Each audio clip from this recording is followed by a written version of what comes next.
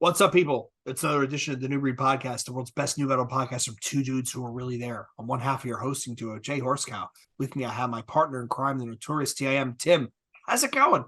Ooh, a lot of vodka in that one. I wasn't watching my pour. It's good though. The second half of this episode is going to get interesting. So this week, we're doing another deep dive, but we're switching roles here. This is the one where Tim didn't need notes and Jay took a whole ton. This week, we're talking about it's not new metal. It's not new metal. It's Jason. Close. Not new metal. Marilyn Manson's second album. Arguably their biggest album, Tim? Yes? Antichrist Superstar. Yeah, absolutely. For me, it's his biggest, definitely. Yeah, but I think this was their most successful. This is the one that put them on the map. And it really, and we'll talk about the music, we'll talk about it, but the controversy around him. He was, people talk shit about, oh, Marilyn Manson, it was all show. Yeah, but so was Alice Cooper, so was Kiss, so was all that stuff. He just leaned into it. He was that modern version, and people loved to hate the guy. And so I'll start us off by saying, Tim, I don't think I ever appreciated that album as much as I do right now. When we did this episode and I went back and listened to it, I really developed the appreciation of not only the talent, but the effort, the songcraft, the musicianship, the structure and the concept album and the narrative. And then I dove into all these articles about the artwork and all that and the tours around it. Like, this was a whole package. This was a pitch perfect example of a complete package. The music, the lyrics, the aesthetic, the tours, the artwork, all put together. But I will be honest, I did not appreciate this album in '96 like I do now. Wow. See, this is the record for me that I think you could pretty much say that this record totally shaped me for everything I like nowadays. Okay. Because I pretty much love everything about this record. I don't think there's a bad moment on this record. My music taste nowadays is pretty much cemented from this record. Not even gonna lie. This and Downward Spiral. Okay. I don't listen to as much industrial tinged stuff as I used to, but this record in terms of heaviness, and people will say it's not that heavy. Yes, it is. It's fucking heavy. It's heavy in a different way. Tim, I went back and looked. Over the course of 30 days in the fall of 1996, right? You had Anima by Tool, Life is Peachy by Korn, Marilyn Manson, Antichrist Superstar. I bought all three of these albums at the same time. I remember taking my roommate, had a car at college. He drove me to the mall so I could buy all three of these. I want to talk about a crucial pivot point. Fall of 96. Yeah. Yeah. Absolutely, man. It goes right back to our Fantastic Plan episode where I said about the 90s. This is the pivotal time for me for music, man, because Life is Peachy is one of my favorite records ever. I like Tool, but they're not a band where I go, oh yeah, I really love them. I'm gonna go see them. I've never seen them. They put on a good show, but I will say Anima is probably my favorite album of theirs. Like it's another. We should probably deep dive because it's a long album, but there are, again, you want to talk about bangers nonstop. Yeah. Yeah, I mean, this record, more fucking White Zombies, Astro Creep is one of my favorite records of all time. That's a 90s record. Dirt is one of my favorite records of all time. 90s record. I mean, I could keep going. I don't want to bore people, but we'll eventually do our favorite records from the 90s because that's probably a good episode to do. Oh, that's a great episode to do, actually. But this is like the magnum opus record for me, man. I mean, this opened up everything for me, honestly, because I was listening to Green Day and Offspring and blah, blah, blah, blah, blah. And then this album came and it just completely fucking blew my mind. And I listened to it. I listened to this record probably once every couple months nowadays, but the last 3 times I listened to it this week, I just can't believe how good it still is. And you know what, Tim? I'm gonna not call you out, but call out the remark you made where we were chatting about it. Because I was telling Tim before we recorded over the week, because what we typically do is we listen to these albums a couple times before we come into the episode, so we're well versed. And I said to Tim, I developed a brand new appreciation of this album. And Tim's response was, you get a much different take on it when you listen with headphones. Because when you Abso-fucking-lutely. listen with headphones, there are samples, there are weird keyboard shit. There is, that the Apple voice changer thing. It happens in the background. There's whispering in certain songs where you would never catch it listening to it on a radio or a speaker with your head jammed against it. You need a good pair of cans to hear it. And this is one of those Yeah. albums where it's a must listen on a pair of headphones. I listened to this on my AirPod Pros, and I will admit I'm a fucking Apple fanboy all day, every day. I love anything Apple does. I don't give a fuck. Hate me, make fun of me, doesn't matter. But when you put that spatial thing on and you just listen to it in that way, dude, you hear so many fucking things that you'd never heard before. And I was blown away. I was at my desk at work like, whoa, never heard that. It's the same thing with Downward Spiral. If you listen to that record and like, yes, this is a record where you put your 5.1 on. I'm talking about Downward Spiral right now. You put your 5.1 on and you listen to that, the shit that swirls around your head, dude, is fucking amazing. Oh, and that what is it? The first song on the B side B, yeah, where the guitar, the drums, doom doom doom doom, yeah, where it actually circles. Yeah, listen to Reptile with the yes. 5.1. Holy shit, dude, that'll blow your fucking mind. Did we deep dive that album? No, we're going to though. Yeah, we have to. We have to find someone to get on and talk that one because that's another great one. But dude, this album, aesthetically is amazing. So at one point, I'm probably getting ahead, Tim. At one point, they reference the guy who did the artwork. They watched E. Elias Merhage's Begotten. Have you ever seen that movie? No, but I've heard about it. Shout out to Jordan from Zone Zero because I know he's a fan. This is one of those like black and white, no dialogue. Yeah, it's a silent film, right? Art movies. Yeah. Art movies of like the Earth being born. And I know Jordan's a fan. He's also a horror movie fan, but Jesus, dude, like it's dark. Isn't the first scene like God killing himself or something? Yes, and then I think baby comes out of the womb. It's been a long time. That was one of those movies where there was a point where here we're gonna get down a weird rabbit hole. Tim, pull me out. It was like the French extreme cinema. So it was Baisemois, it was Man Bites Dog, it was Begotten, it was all this kind of weird shit that was coming out of Europe that was really pushing the boundaries of what's acceptable. This was in that bulk of. So I bought all the shit on DVD off Amazon. Watched it once and I was like, God, that was disturbing. And it went in the rack. And then I probably sold it back to Tunes for like 8 cents or something. Yeah. See, I'm a firm believer in that Europeans write the best music and they also write the best horror movies. Their horror is deeply disturbing because yes. no offense to any American horror directors ever, but American stuff relies a lot more on, I think, gore and jump scares. Shock value. Whereas we'll talk about the new extreme French cinema, right? Martyrs, Inside, yep. Frontierers. Oh my God, that's so good. High Tension. Right? Yeah. Like the original Haute Tension. Yeah.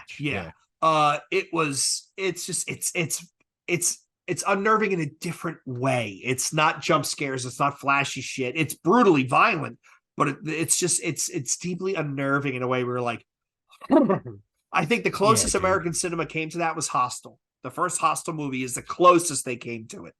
Yeah, but the European horror, dude, it's just, I know we're talking about Manson, we're going into horror, but seriously, dude, if you're a horror fan and you're not hip on some of them movies Jay just mentioned, really go and watch them, man, because they will put a new perspective on you as a horror fan, dude.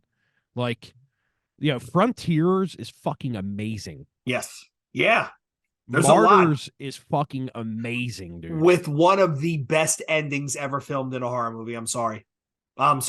And don't watch the remake of Martyrs. It's fucking horrible. No. It's horrible. Watch the one with French. Watch the French one. If you watch Haute Tension or High Tension, watch the original. I mean, they're so good. Them movies are definitely, like you said, they're very unnerving. They're very like, whoa, dude. Like, because it's more of a it's not a jump scare. It's not a flashy shit. It's more of a viscerally unnerving.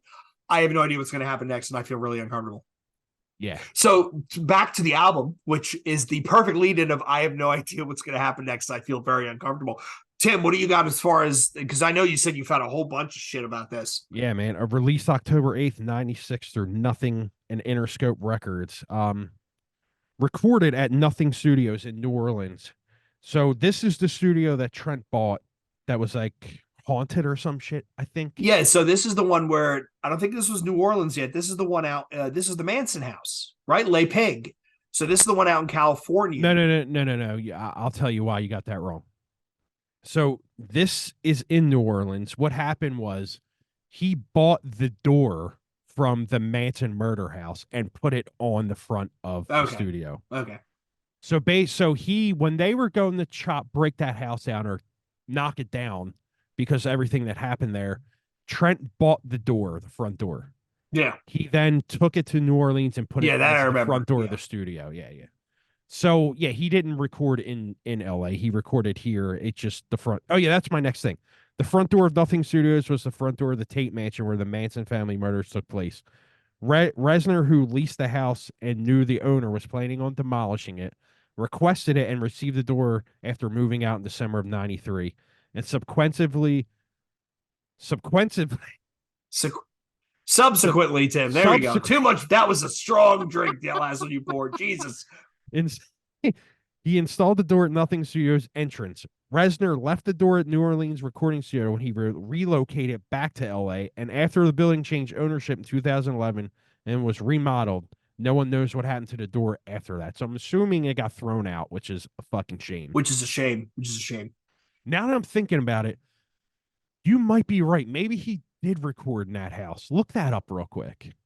No, I think you're right. They recorded it in New Orleans. No, they did, but I think he was yeah, they did. Well, they did. I think they did Portrait in LA because remember, right, yeah, we talked about this in a previous episode. The video for "Gave Up" off of Broken, Marilyn Manson is there playing guitar and singing in that video. So I think they fucked around with stuff at Portrait there. But no, you're definitely right. It was definitely New Orleans.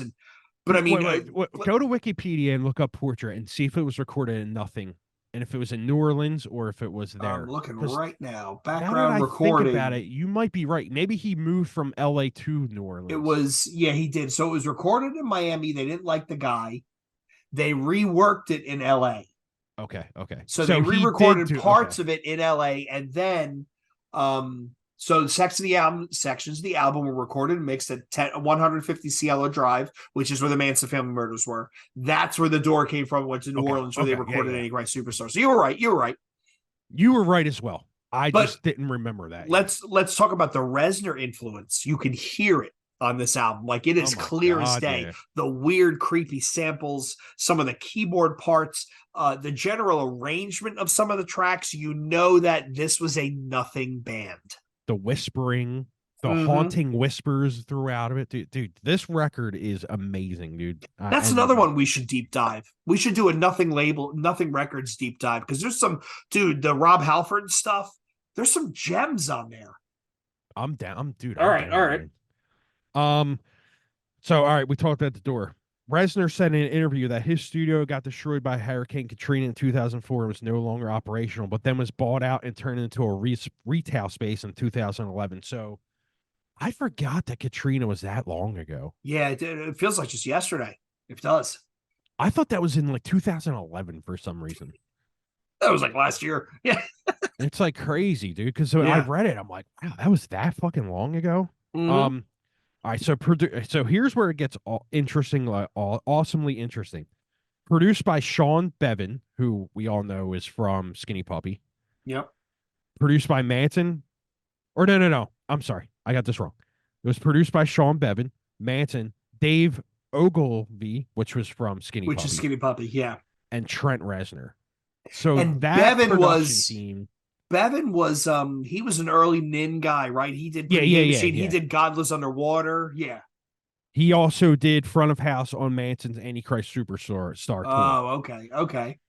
So after they produced the record, Manson and him had like a really good friendship, and he went on to do all his front of house, his sound, all the lighting, all that shit was done by Sean and his team. Oh, wow. Okay. That's kind of cool. Yeah. So he, but he's best known for producing records with Nine Inch Nails and Manson, front of house tour, and then Dave is the former member of Skinny Puppy, and then you could definitely hear some of the Some of Skinny that, Puppy yeah, stuff in there.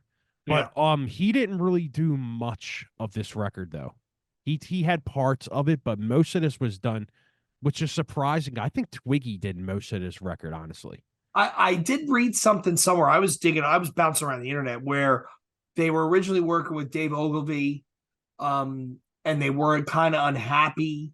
So then at one point they bring Bevan in, and this Yeah, was yeah. after they Bevan came later. Yep. this is after they actually fired Daisy Berkowitz too, the guitarist. Yeah. And there was, I think, the three songs he produced was "Dried Up, Tied Up, Dead to the World," Yeah. Kinderfeld, and there was another one I think that he touched. Oh, "Beautiful People." Yeah. I could tell you as we go because I have it all written down. Because I really went out for this one because this is one of my favorites ever. So all right. So we got into the producers. So Manson went on to say that the recording of this album was marred by excessive drug use, which provoked a high level of antagonism between band members.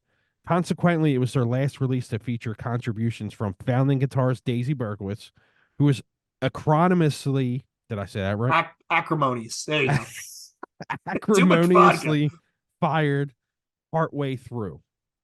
The process of creating the album was long and difficult, highlighted by experiments involving near constant drug use and sleep deprivation in an effort to create a violent and hostile environment suited to the album's content.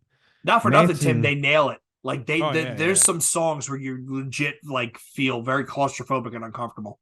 yeah. Manson has admitted to heavily experimenting with prescription painkillers, including forms of morphine sulfate and hydrocodone. During recording, he Jesus. also claimed he regularly inserted sewing needles underneath his fingernails to test his pain threshold. Now, Marilyn Manson's a weird dude, right? He is a Yeah, weird dude. He probably has some questionable tendencies in his history, but there's something to be said for committing to the bit.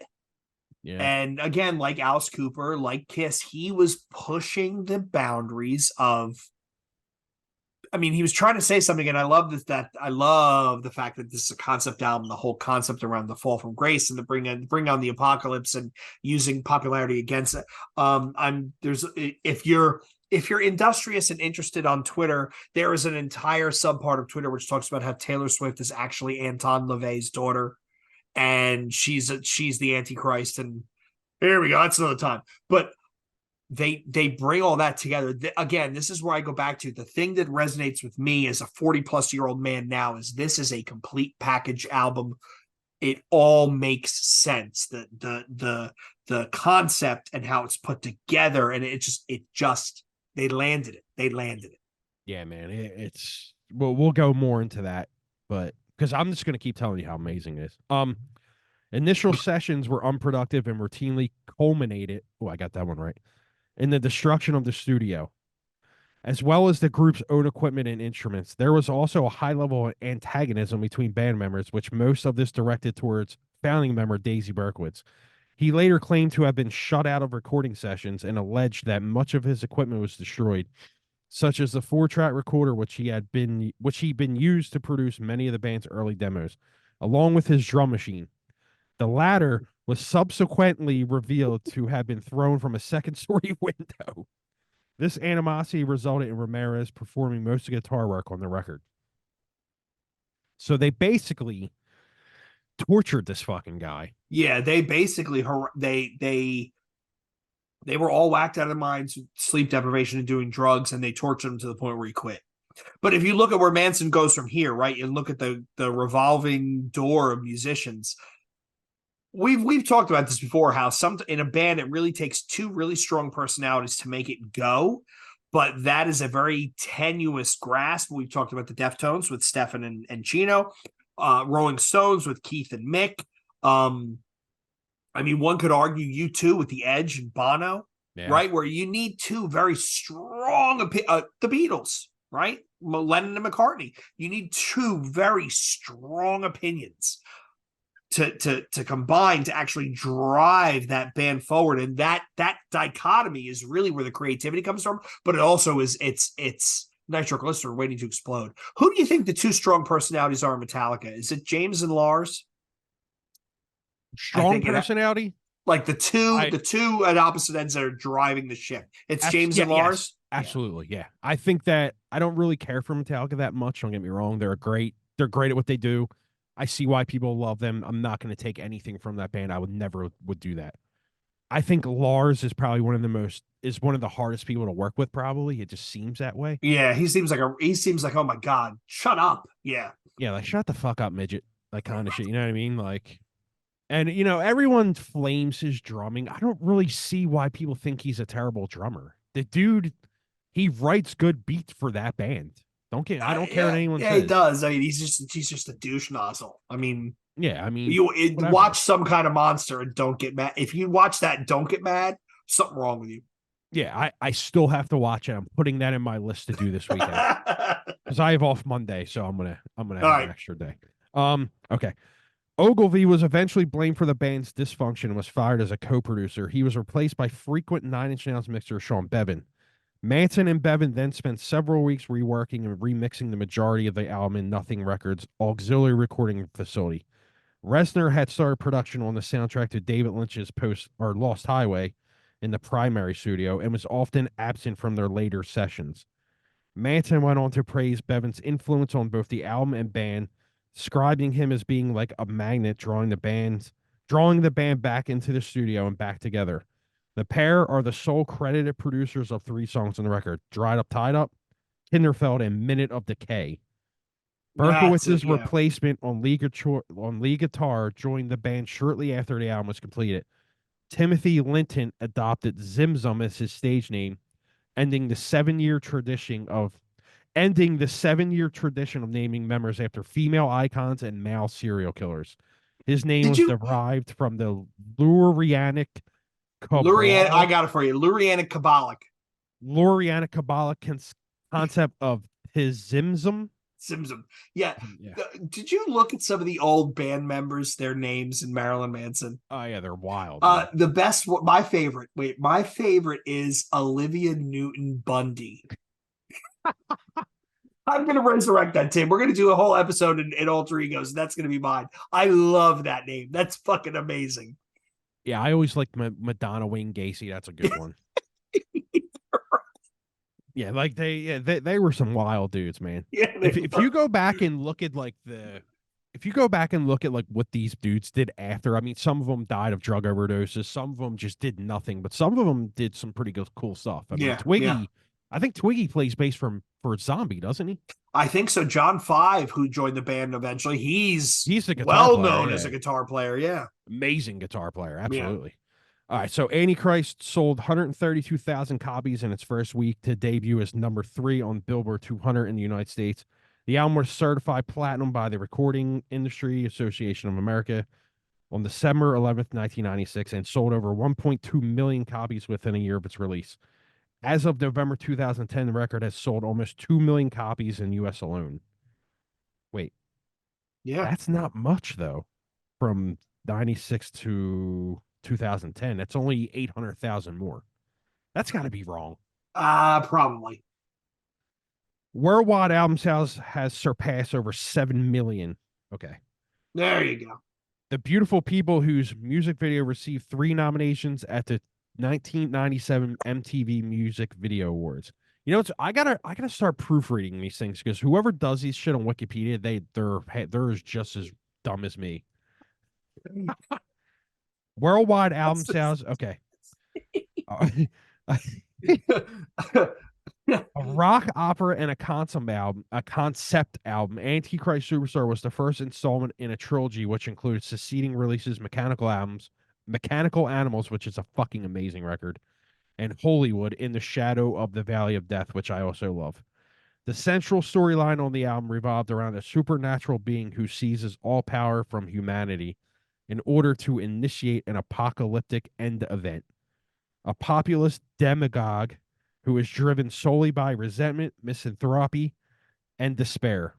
Did I say misanthropy right? Misanthropy. You're close, but I mean, so let's talk a minute, right? So this is one of the things that caught me with this the second time through, right?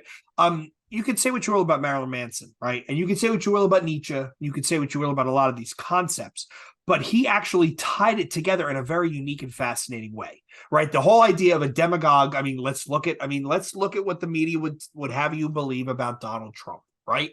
There is the idea that there is this demagogue that rises to power. He takes over everything and he brings on the end days, the end of times, which we have heard nonstop if you go on any page on MSNBC from the last 4 years when Trump was president. So my point is he is very interestingly tying together this concept in a way that you can't help but catch it just by even passively listening to the album. So one of the things though, Tim, you mentioned Mechanical Animals. This is one of the rare albums that we have done a deep dive on where I have by force I had to listen to the album prior and the album after to really make it all make sense. This is one of those albums where I finished the first listen through. I went back to Portrait, which is an album I still really enjoy, right? Yeah. Warts and all.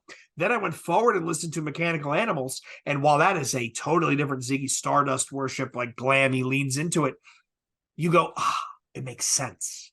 Now Antichrist Superstar makes more sense. Yeah. I mean, I think Mechanical is one of my favorite records of all time, honestly. It's one of the most unique things he's ever done. Dude, some of them songs like Speed of Pain and stuff, dude, they're amazing tracks, dude. Just really there were a lot of singles on that too, right? Dope Show and a whole bunch of others, right? So many good tracks on that record. Let's go back to what I was saying. Let's see how many more words I can fuck up. The record can be seen as a social critique utilizing the premise as a metaphor for the perceived fascist elements of the conservative political movement and the Christian right in North America.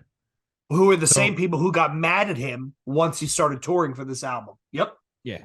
Manson has also said Antichrist Superstar was a gruesome transformation physically, mentally, and musically. It was conceived and written while I was enduring a lot of physical pain. I was unable to feel anything emotionally, which when you listen to the record, you can definitely see that. There's a quote on Wikipedia where he says, Antichrist Superstar is about me growing up and wanting to become something that people would adore. And instead, I grew up and became something people that hated.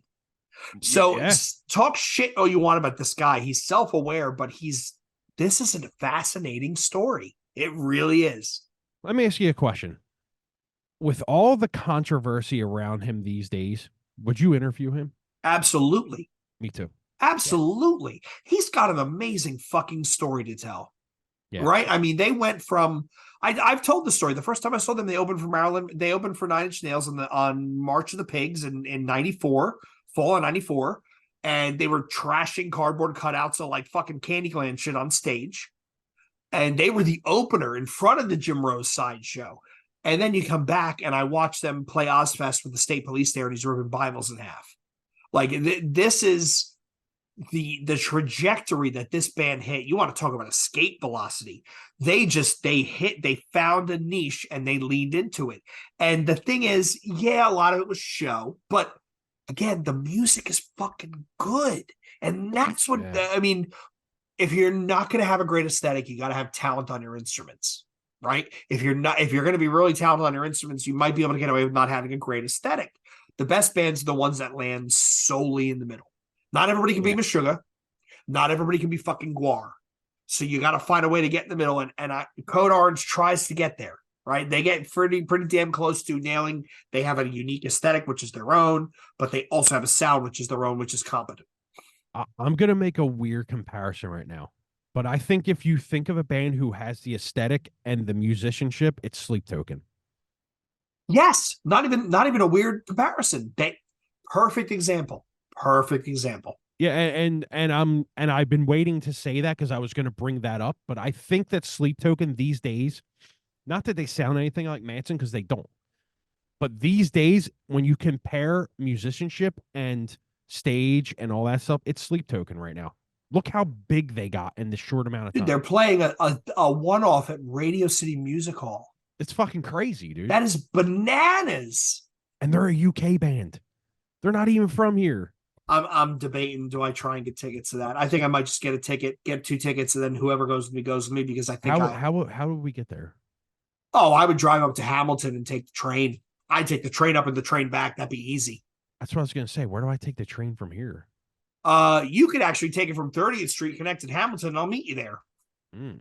Or But shit, I could drive into the city. I would park at 30th Street and we would just go together. That train takes you right into Penn Station. let's talk about this at a later date. Okay. All right. Let's finish out the quotes I have here, or the info. The album was supported by the controversial Dead to the World tour, which is heavily criticized by elements of the Christian right.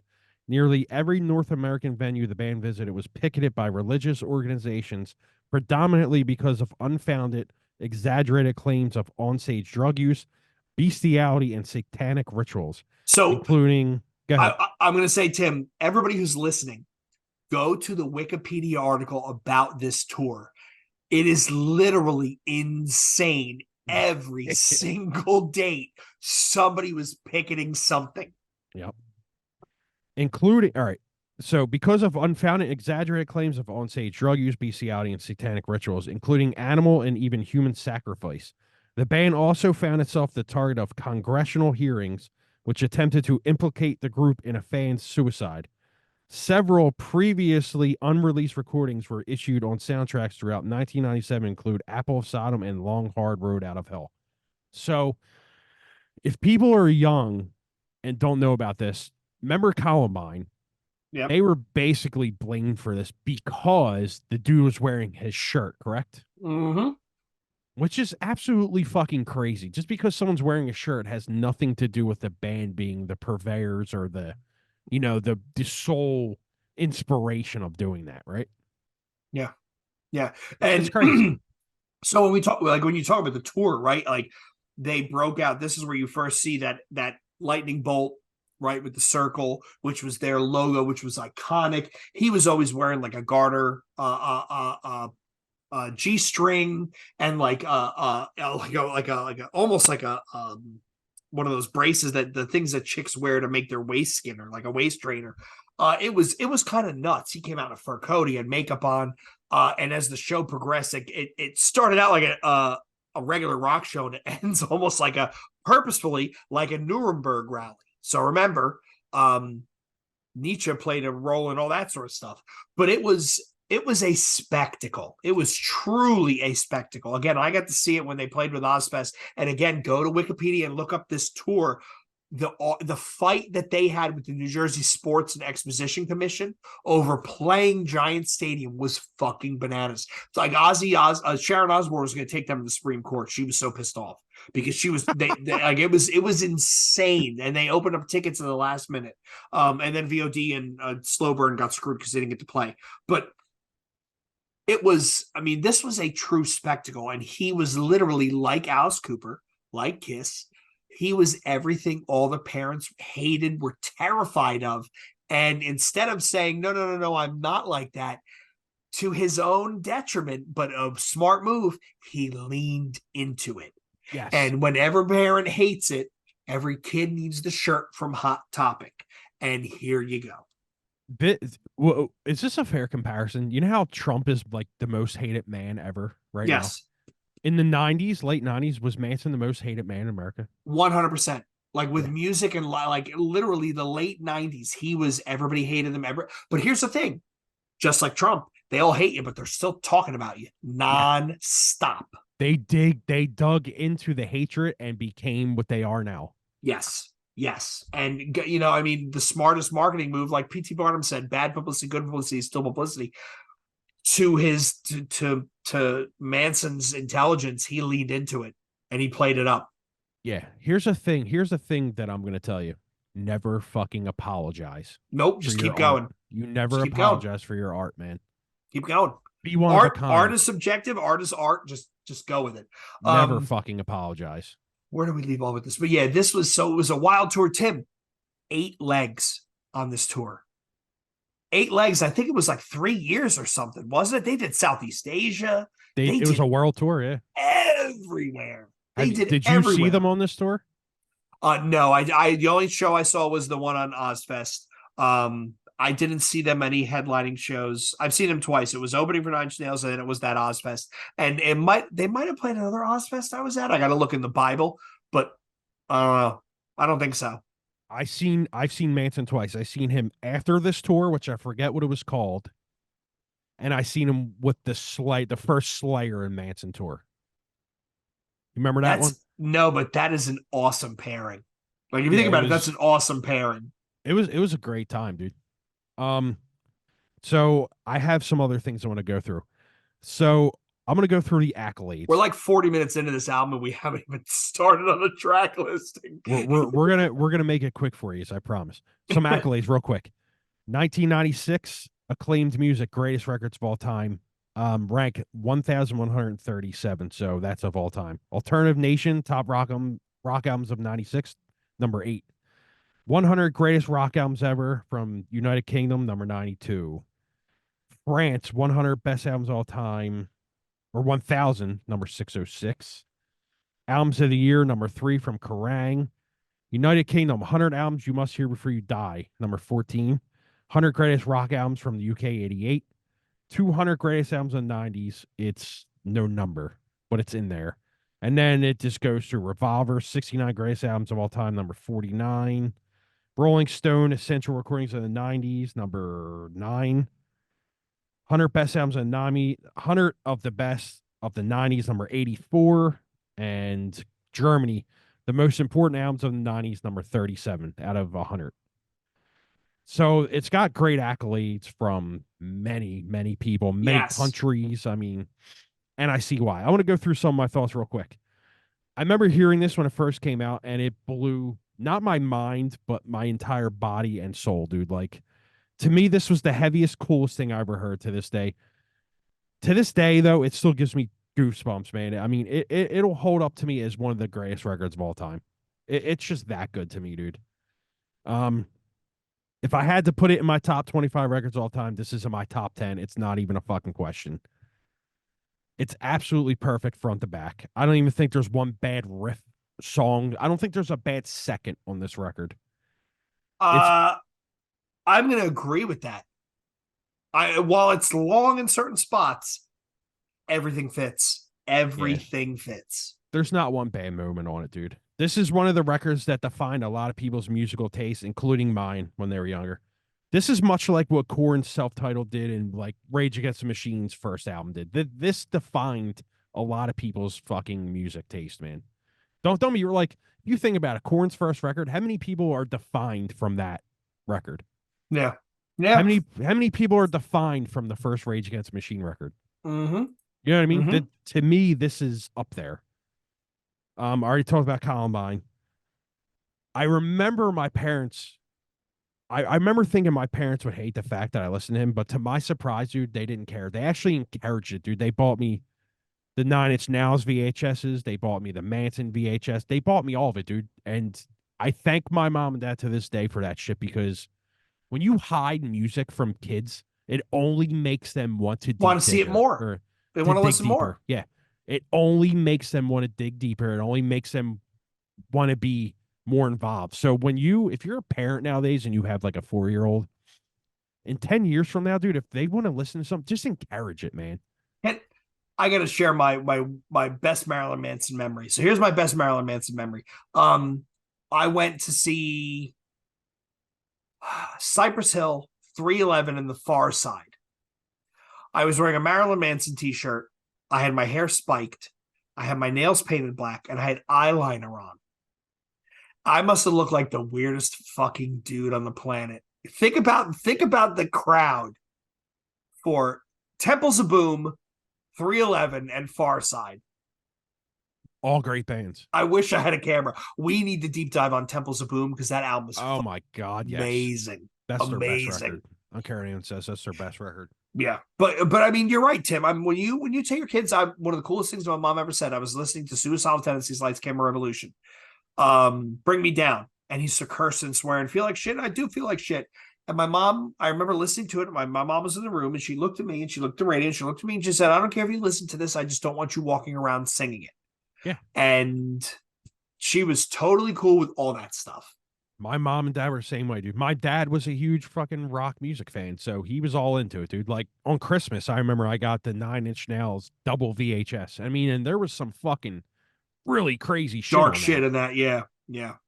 They didn't care because I was at the house just enjoying it. They didn't care. I Yeah. didn't go out Yeah. and do crazy shit. So you can't hold stuff from people because it only makes them want to do it more. Especially kids. Kids want it more the more you tell them you can't have it. Yep. Yep. It's kind of like my mom when I was like 17. She'd be like, "Hey, you want to drink? You do it at home. You're not doing it outside. You do it fucking here." And you know Yes. what? That was the best fucking thing she ever did because then you don't think, "Hey, I'm gonna go outside and get wasted because they don't let me do it at home." My mom let me do it at home, and then I didn't turn into a fucking retard. Oh, my Yeah. bad. But and I'm using that word as Yes. As I'm a using that 90s kid. word, Yes. yeah, as a '90s kid. Do not take it the wrong way. I did not mean it like that. Yes. You didn't go out and Um, act all stupid. Okay, go on. yeah. I used to have an Antichrist shirt I'd wear in high school at least like 3 days a week, and I honestly think that that's the reason no one bothered me. They looked at me like, "Whoa, this dude's fucking weird, crazy. Leave Could him be. alone." Could be. No one bothered me. Tim, No I one have no tried idea what you bullying would me. look like. I can't even picture what you would look like with hair. Did you have hair in high school? Never. You always shaved your head? Always? I've been shaving my head since like '94. Jesus. When I was like 11, because my dad always shaved his head. He still does to this day. He's fucking 70. All right. All right. All right. Makes sense. All right. I shave my dad's head once a month for him still. All right. Fair enough. We look exactly the same. If you see my dad, we're pretty much the same person. So, um, like I said before, you can just hear the anger, the angst, the drugs, and the recording. To me, this is a pinnacle record from the '90s. This and Tower Inspire are just the top of that for me.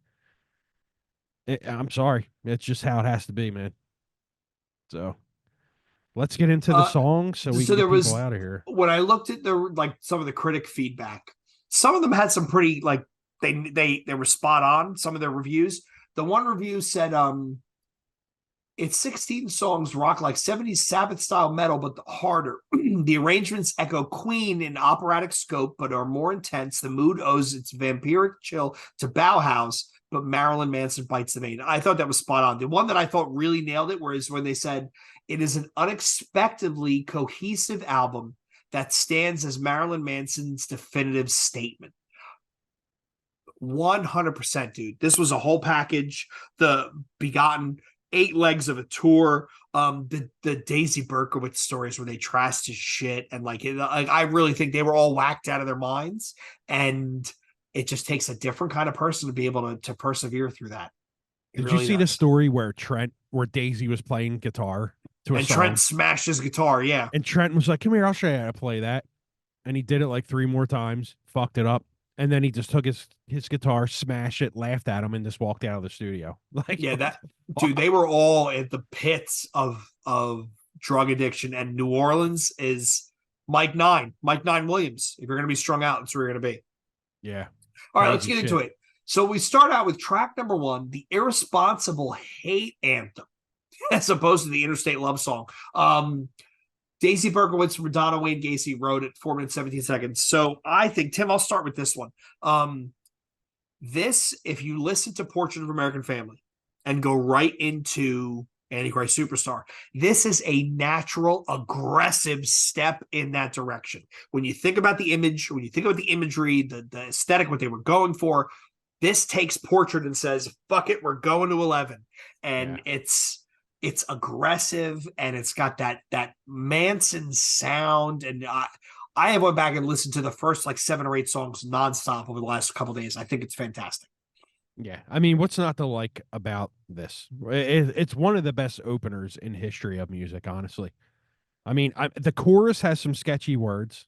Let's be honest. But I mean, that was again. We were just having this conversation earlier about E-Town Concrete. How Anthony used that word all the time. The late 90s, the mid to late 90s, it was a thing, but it really wasn't. I mean, you noticed, but you didn't really care. It wasn't a giant poo-poo, shame on you thing. It was kind of just, oh, well, brave choice. Brave choice, Colton. See how it works out, I'm not condoning it at all. Don't get me wrong. But to your point, yeah, absolutely.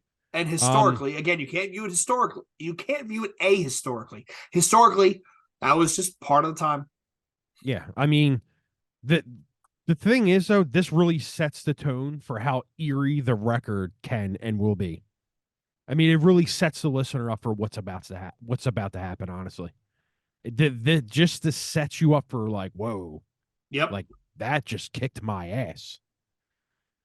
You take the words in the chorus out of it, you separate the R from the R's, whatever.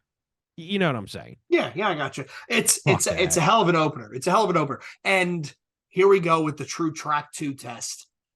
The beautiful people. Tim, I'm going to ask you an honest question. Is there a more well-known impressive riff than this? Because it's just 0 and 2. 0 and No. 2. I mean, come on, dude. Can you let me share? Let me share my screen. Yeah, okay, hold on. So, I mean, the riff, the song is memorable. Did you watch the VMA behavior performance that he did? Yeah. Where he comes out in the fur coat and he strips down, he's got a G-string on and like a bustier and whatever. It was unbelievable. So do you remember the band Lords from Kentucky? Mm-hmm. So they were on Jade Tree, Contemporaries by the Grace of God, Breathe to Resist. They did a split with Coliseum where they cover this song. It's a fucking monster. Here we go. We'll get a minute, not even a minute, because the song is only 2 minutes. Like they butcher it. Hold on. Yep.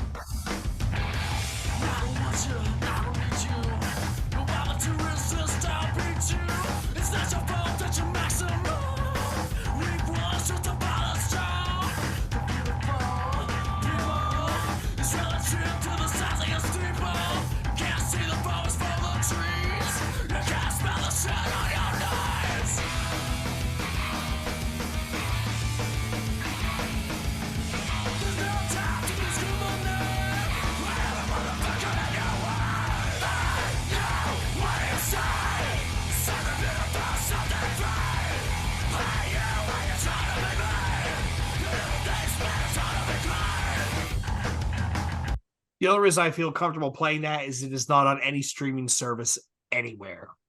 So we might not get pinched for that. We might get paid. We might not. We might have to edit it out. But so talk about an amazing song where the guitar riff is so memorable that you could have a hardcore punk band, because that's what Lords was. They were a punk band.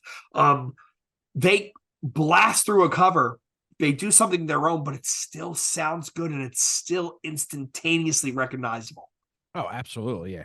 But yeah, that guitar riff, dude. I mean, what is that, Tim? Was that just distortion? What other effects do you think they have on that? Just the main riff. Yeah.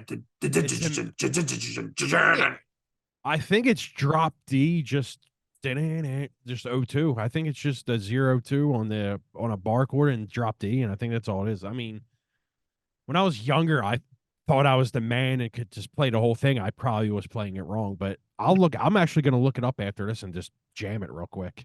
Because I think it is 02, 02, 0, 02, 02, 0, 02, 0. Yeah.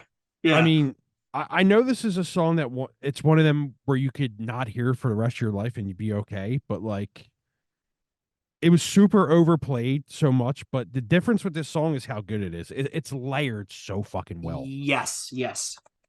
I mean, it's busy in the best possible way. You know, there's some songs that are really busy where you're like, ugh, like what the fuck? There's too much shit going on. But like, yes, from the production crew, this is just a fucking hit, dude.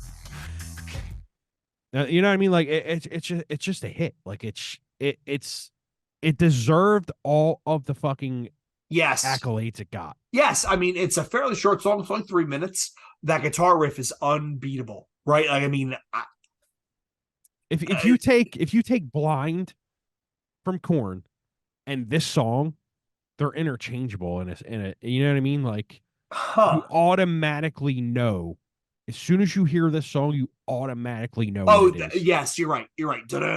Yeah, all you need to hear is the tom intro, and you know exactly what's coming. But yeah, I mean, again, we're building on the aggressive step that Irresponsible Hate Anthem was. That riff is a monster riff, and and I don't care how simple it is. There are guitarists out there that would cut their own arm off to be able to say, "I wrote that riff." Absolutely, dude. I mean, monster. I'm very glad that you agree with that, because sometimes simple is the best medicine for everything. Maximize. So in my professional life, we have a saying: it's maximize the work not done. You Yeah. don't have to do everything. Find the most important things. And there is an elegance in simplicity and being stripped down.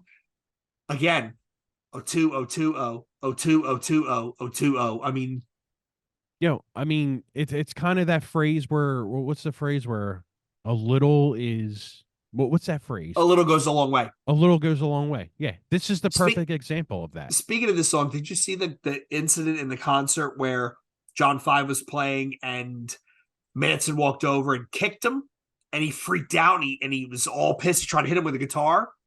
Mm-mm. It I'm was sure I it can was find it. yeah, it's all over YouTube. Apparently, like his sister passed and he was not dealing with it well. And they were doing the intro, and Manson walked over and was, because they famously, that whole band fuck with each other on stage, throwing shit at each other and stuff. And he kicked John Five, and John Five threw his guitar at him. He looked like he was ready to kill him. I guess Uh John 5 wasn't ready for it. no. But yeah, this was again, I mean, this is one of those, this is a quintessential Marilyn Manson song. Absolutely, dude. And so what we didn't talk about, Tim, is this album is a concept album, right? And you talked about it deals with the guy becoming a demagogue and bringing on the apocalypse. There's three different sections to the album. The first section is the Hierophant, which is the first cycle, which is this all the way through the Tourniquet. And then we'll talk about the next section. But when I went back and listened to it after making the notes that these are in different sections, you can hear the cohesion of the different parts where you can hear you can literally hear how the story is advancing. Yeah, definitely. So after Beautiful People, we have Dried Up, Tied Up, and Dead to the World. This is the first of the Sean Beavan songs produced on the album. What did you think of this song, Tim? This is my favorite song on the record. This is one of my all-time favorite Manson tracks. To me, this is where the record really begins to hit its mark. I mean, the whole collective of sounds, the whole collective of sounds that goes on throughout this is just amazing. Like if you listen to this song in headphones and you hear all that just eerie, haunting fucking sounds in it, man, it's just so well done, dude. There's a lot of industrial squeaks in the background. My notes were the groove in the chorus is impressive. And that fuzzed out guitar tone is the same tone as Portrait. Oh yeah, I mean, so this is them bringing it forward out on me. Yeah, I mean, come on. Yep. Is this the don't you want some of this? Don't you need some of this? Yeah. Yeah. Wait. Is it? Yeah, it's this one. Yeah. Yeah. Don't you want some? Yeah. I mean, this is throughout the record, man. This is one of them songs that just is like genius songwriting to me. Like it grabs you at first and brings you down. It brings you up and then it brings you down to like an even more depressing level. Like there's something about this record where it just fucking makes your emotions run high, dude. Yeah. And that's what I think I love about it so much is because your emotion level throughout listening to it, it just waves up and down and like it like brings something out of me. And I don't know what it is to this day. But even listening to it at work the other day, I was just like, this is that record where I think to myself, I need a record that's blew my mind and I need it to bring me back to that time frame. And this is that record that does it for me. Do you get what I'm saying? Yeah, no, I get it. Yeah, absolutely. Like you want to be brought back to like when I first heard Obsolete from Fear Factory, I was fucking blown away. Like, yo, that record is so good. When I go back. There's a study that some cognitive scientist needs to do about the impact that music has on memories. And I'm convinced, I have a theory that music actually aids in forming a stronger memory. There's studies which talk about how if you read something, write something, say something, or hear something, that's 4 different paths through your brain. 4 different sets of neurons. So that's the best way to memorize something is you write it, you say it, you read it, and you hear it. But like to your example, Tim, in case you didn't feel like showing up for ministry, if I close my eyes, I see myself in my high school parking lot pulling into my spot. Yeah. Like their music helps you form a memory that is really, it's life lasting. It is, man. I mean, I know we're going slow through this and I'm sorry people, but like the end of this song where he's just going, oh, dried up. Like, dude, that shit, man. Think of that song live with like one of the heaviest distortions and like drums that are just pounding your chest, that shit is gonna hit you fucking hard, dude. That And when that they is a play it live, it hits you fucking That's a hard. good point. This album, 99% of it is meant to be played live. It's driving, Yeah. it's loud, it's in your face. The mix is up, the bass is up, the drums are up. You need to be punched in the chest with it.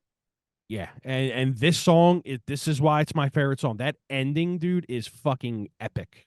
I It's just I an epic ending, man. I hear it. I hear that. So let's go to I think this was a single, was it not? Tourniquet. Yeah.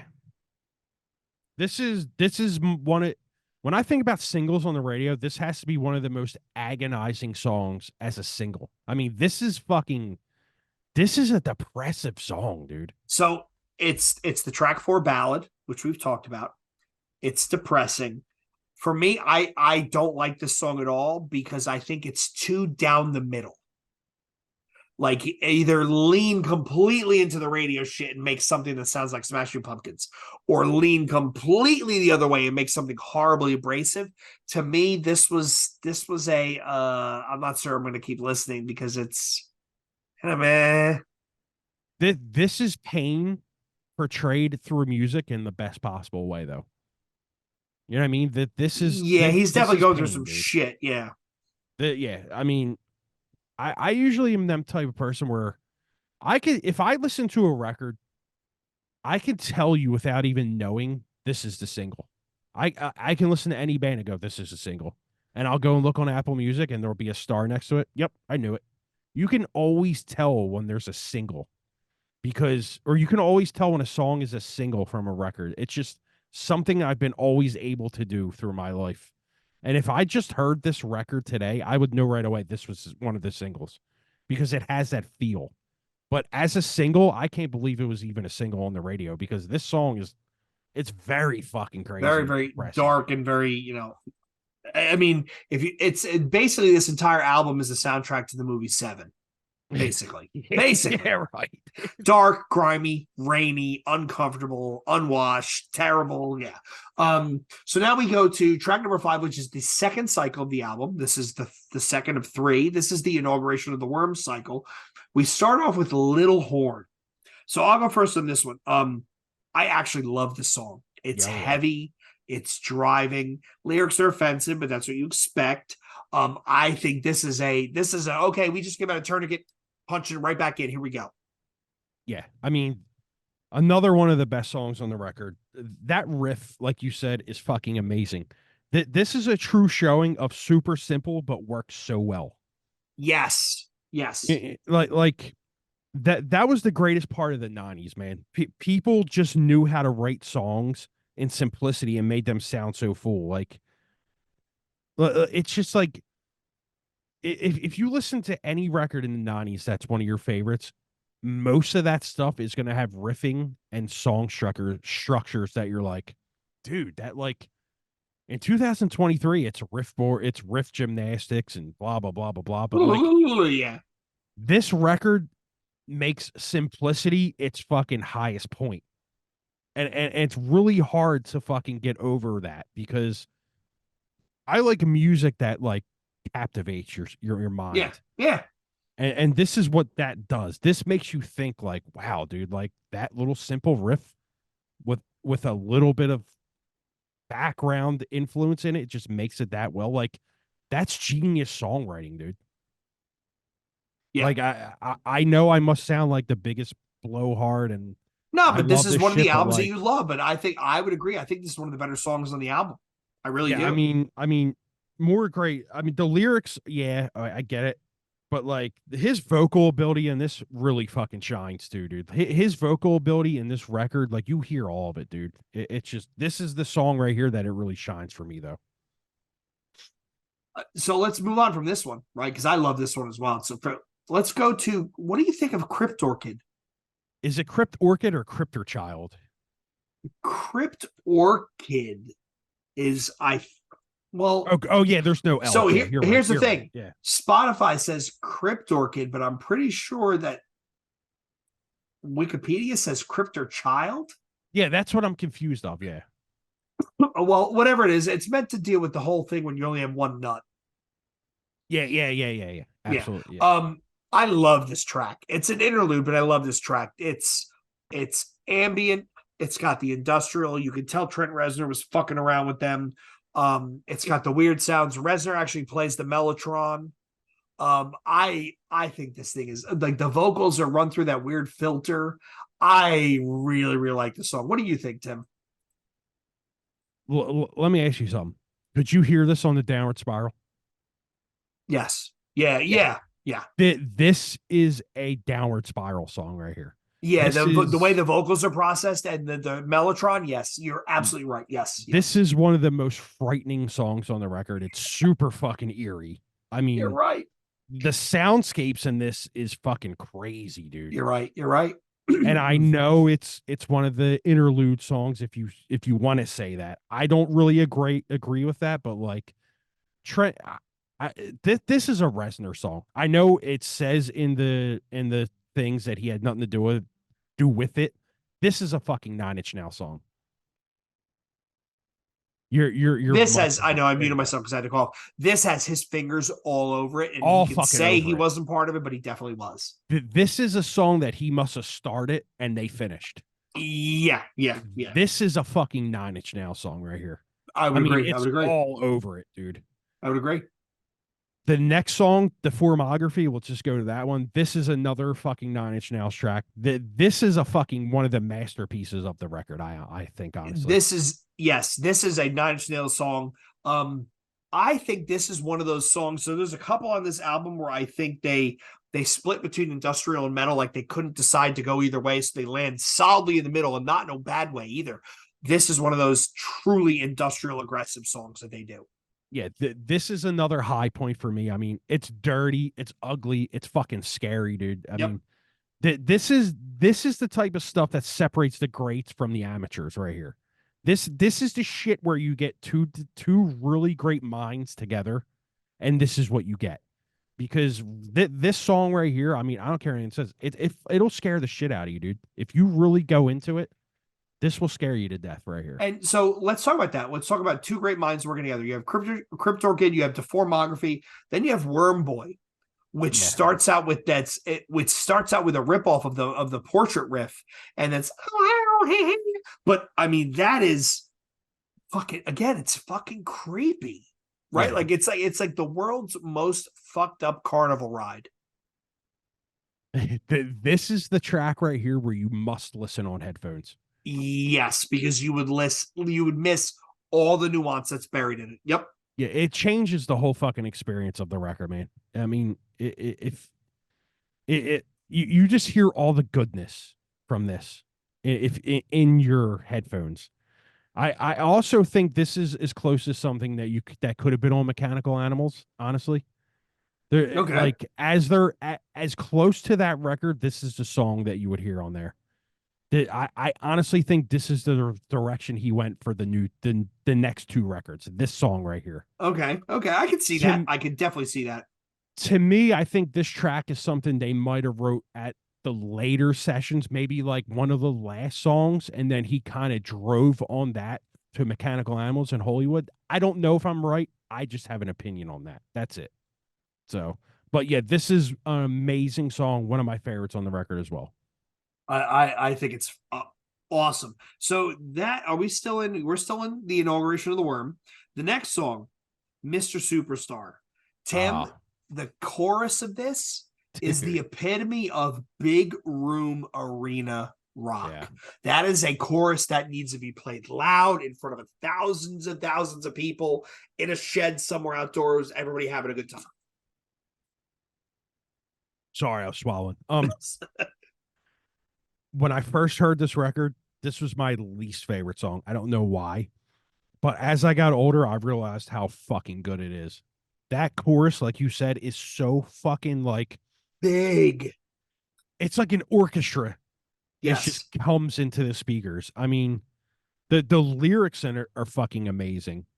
The soundscaping with the guitar is amazing. It's one of the best parts of the record because of the driving influence of it. It's just it drives Yeah. at you the further it gets into the song, it just drives into you. Like that chorus, man. It's just And then when it drops out of the chorus and does that eerie fucking sample thing, oh my god, dude. Yep. Yep. Yeah, Yeah, this it's is shit that's meant to be played big and loud live with a whole bunch of people. yeah, and when you listen to this song too, this has fucking Reznor written all over it. Listen to the chorus, and it has that And like this he is what Mr. Superstar. Yes, Trent Reznor did the guitar. Yep. it had to be. Yep.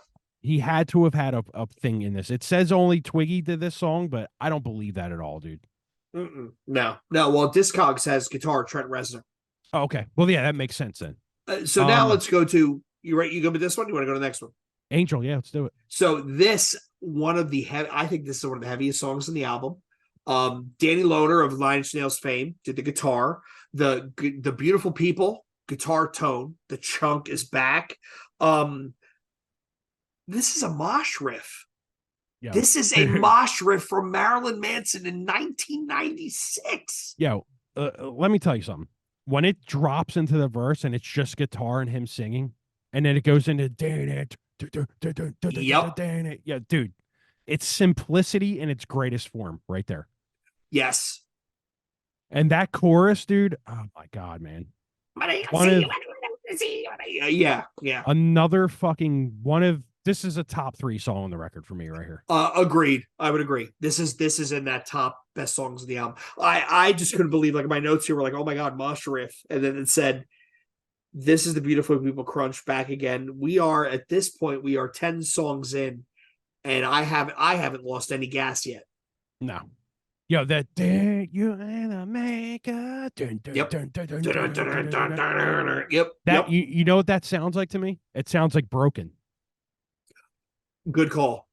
It's broken. Good call. It's and fucking broken. So, oh, well, we have one more track. Kinderfeld.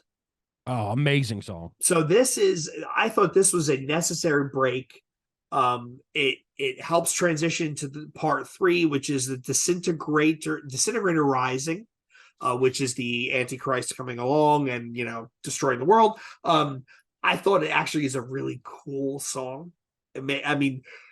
Makes sense in time, but that song was the song where I stopped and I went, how long is this album? Because now I'm starting to notice.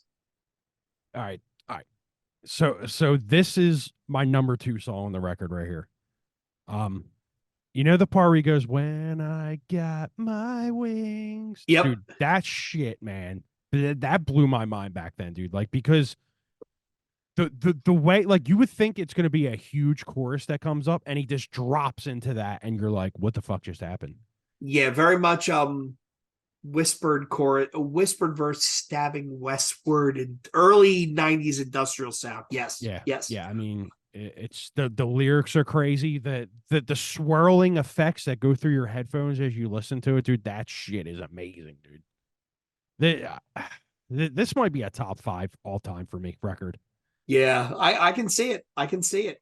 So let's get through this so people aren't. We've now come out and we're into part 3, which is Disintegrator Rising, and we start with Antichrist Superstar. So this is a song they could have opened the album with. You start with the crowd chant, hey, hey, like, I mean, the rallying cry, like, live. You listen to that in headphones, you go, yo, live, this is gonna fucking be insane.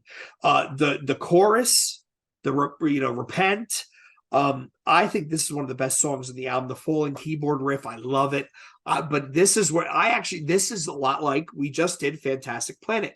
This is a lot like Fantastic Planet, where you're deep in the second half of the B-side and you've got some of the best songs on the album. Absolutely. Yeah, I would agree with that. Another simple riff that just fucking resonates, man. It's simple riffing with it's simple riffing with expertly written backbone. That's what I would say this song is. Yep. And the whole orchestrated vibe of it, man, you could see why he made that the forefront of his live sound, his live, yes, his live show. Yes. That's why you could see, like, the forefront of that was basically this song. When this song came on, you knew it was going to get wild. Yeah, I mean, you have the whole crowd chanting. I mean, that He's up rallying there cry ripping is shit, and yeah, I mean, right. And at this point, yes, you're right. At this point in the show, he's behind the pulpit, and the lightning bolt emblems are out, and he basically looks like a reincarnated Hitler, right, with the red lighting and stuff. He's leading a chant, and it was no wonder why kids ate it up. There is yep, no surprise because absolutely. you went from Antichrist Superstar into 1996. I think is the heaviest song on the album. It's yeah, definitely. Uh, You know what's great it, about this song? It gets heavier as it goes. It just gets yes, and then heavier and heavier. it's aggressive, and then starts galloping, and then it just falls apart into chaos at the end. Which Yeah, is, I'm sorry, the best songs are the ones that fall apart that in an organic way, where you're like, yo, that doesn't sound like they were trying to fall apart. It just sounds like it just does. yeah. Great fucking track, man. So after 96, you got Minute of Decay, where I actually my notes of this, Tim, where this is simultaneously groovy but decadent. And then I also put, how do they get this guitar tone? Yo, fuck the guitar tone. The outro with the fucking piano is fucking spine chilling, dude. Like Yes, I remember this. Yes. oh my god. Like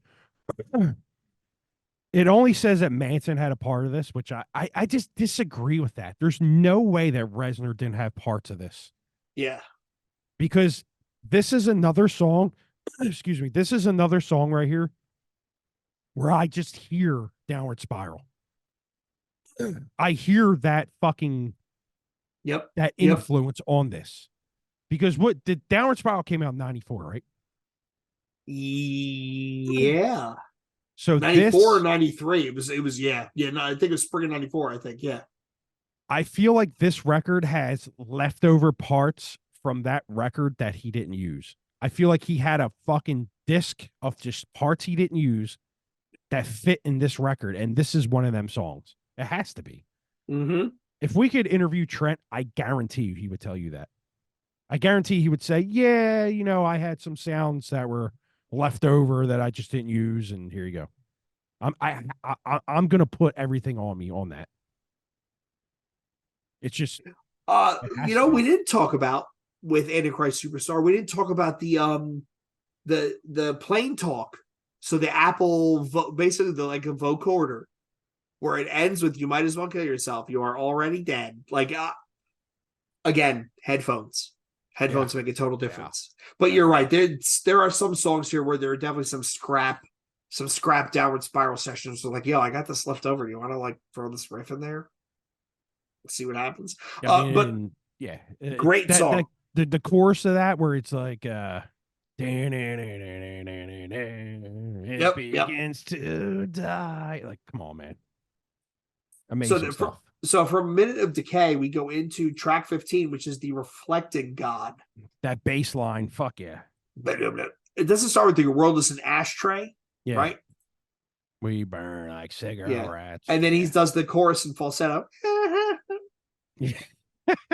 But this is the one with the dun, dun, dun, dun, dun, dun, dun, dun, dun, dun, dun. Yeah, this is like, again, we're track 15, and it's driving and it's heavy, and he's just like, yo, we're going out with all barrels blazing, let's just go. And it just pushes. And for a track this deep and in a long album to be that aggressive is, again, it's like Failure, where it's like, yo, we're gonna put some of our best songs at the bottom of the B-side. Eat a dick, check it out. Yeah. Yeah. I mean, this whole cycle is banger after banger. From Yes. 12 to 16, they're all bangers. Even the last song, "The Man Yes. That You Fear," banger. Yeah, Great I would fucking ending. I actually think would go up. I would back up even further and say everything from Angel with Scab Wings forward was just bang, bang, bang, bang, bang, bang, bang. Like, yo, we're not leaving anything on the table. And then it lands with Man That You Fear. Yep. Prototypical Thoughts? ending to a record in the '90s. Has to be. It's the prototypical ending. Yeah, yeah. I mean it starts out slow. Um it's heavy at the same time. What's the chorus? What is it? The boy that you loved is the man that you fear, I think. Yeah. Yep. I just think it's oh, and it's a synthesized voice again. When all of your wishes are granted, many of your dreams will be destroyed, right? And this is the end of the cycle of what was it called? Disintegrator Rising. This is the end of the concept album where the Antichrist has risen and he's used everything to fall apart.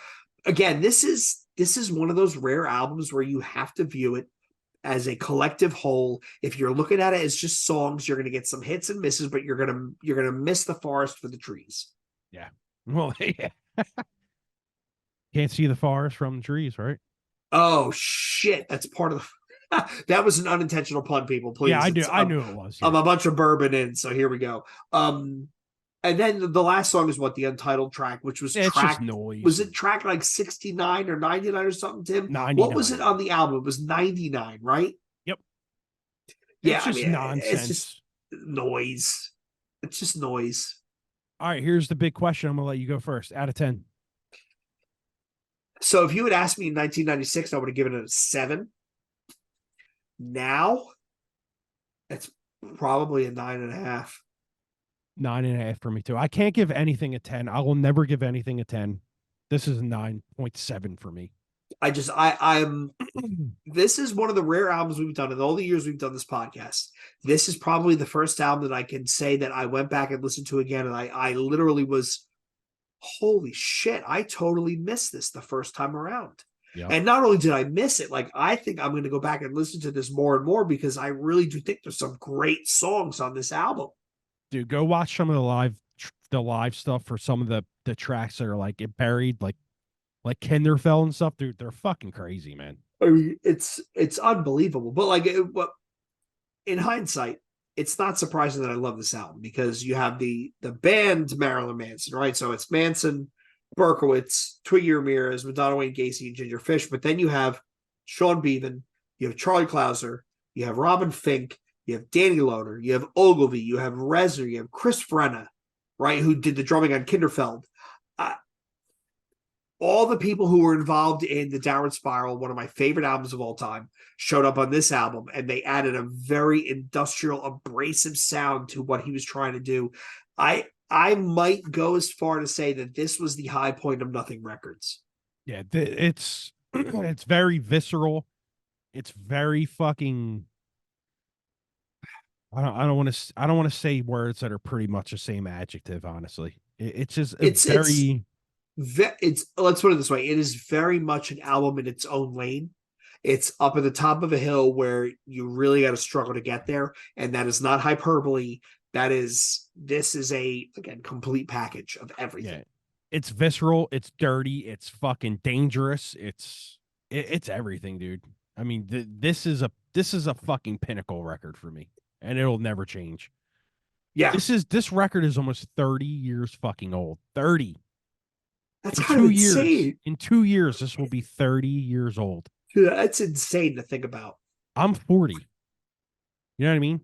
I'm 46. Jesus. I was born in 83, dude. So this came out when I was 13 years old. It was 20? 19? 19. You were 19. 19. What are you? You're 46. Yeah. Okay. So, yeah. I mean, this was the beginning of my sophomore year. I had my fraternity brother, my big brother, who I lived with in an apartment, drive me to Sam Goody at the Deptford Mall, and I bought this Tool and Korn at the same time, and I didn't appreciate it then like I appreciate it now. Like, again, this is one of those, you sit back and with the benefit of time, you go, this really was something. Absolutely, man. I can't believe we went an hour and a half with this. Yeah, Jesus. So Instagram, Twitter, it's newbreed_podcast. Newbreed_podcast @gmail.com, 267-297. Hold on a second. What's your favorite track? So I love Beautiful People. I love 1996. I love The Reflecting God. I Antichrist Superstar. I don't know if I could pick a favorite song, dude. All right. Well, when you figure it out, let me know. I mean, the lazy pick is Beautiful People, but it's hard, man. I really think it's 1996. And I'm not surprised at that at all. It's either 96 or it's Angel with Scabbed Wings. Those are the two that I have my most notes on that I really enjoyed. Yeah. Good pick. Yeah, we definitely need to go back. We'll do a bookend one episode. We'll do portrait and mechanical animals at the same time. We'll do bookending we'll do bookending Antichrist Superstar as a follow-on, because I think we can have some pretty good conversation around it. All right, so find us on Twitter, find us on Instagram, Newbreed_podcast, NewbreedPodcast@gmail.com. 267-297-4627. Leave us a voice and we'll play it. Find us on r/new metal. Find us on Facebook. Let us know what you thought about this, because Marilyn Manson, again, while not a new metal artist, he was fucking adjacent and he was in the same trenches with the same artists, which is really kind of cool. So until next week, until next time, this is Jay and Tim, hoping we can sober up before work tomorrow, saying cheers. Later.